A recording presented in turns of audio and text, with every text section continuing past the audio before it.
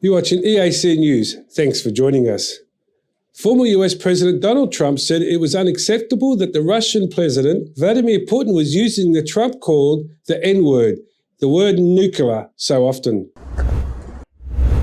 In a clip from the interview with British television presenter Piers Morgan on April 11th at the Mar-a-Lago resort, Trump said this was a no-no, adding to Putin's nuclear threats, "Everybody is so afraid, so afraid, so afraid. And as they're afraid, he uses it more and more. That's why he's doing the kind of things he's doing right now." Answering the question of what he would do if he was in Biden's shoes, Trump said he would verbally threaten Putin with the US's military power. So what would you do right now in Ukraine if you were the president? Putin uses the N-word. I call it the N-word. He uses the N-word, the nuclear word, all the time. That's a no-no. You're not supposed to do that. He uses it on a daily basis. And everybody's so afraid, so afraid, so afraid. And as they're afraid, he uses it more and more. That's why he's doing the kind of things he's doing. He's doing them because he thinks nobody's going to ever attack us because they're all stupid and they're afraid to talk about it. I totally agree with you. Okay? So what would you do and about instead of, excuse me, it's a little complicated. I'm sorry.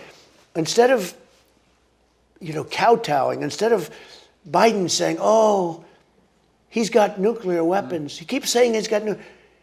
We have better weapons. We have the greatest submarine power in history. So what would you say and do? I would say we have far more than you do, far more powerful than you, and you can't use that word ever again. You cannot use the nuclear word ever again. And if you do, we're going to have problems. During the military buildup preceding the invasion of Ukraine, Trump praised Putin as a genius. Once the attack had commenced, he condemned it as appalling. Trump has previously addressed his past praise, saying he was correct that Putin was smart because he was outfoxing world leaders and NATO. During his time in office, Trump dogged criticisms that he was too friendly toward Moscow.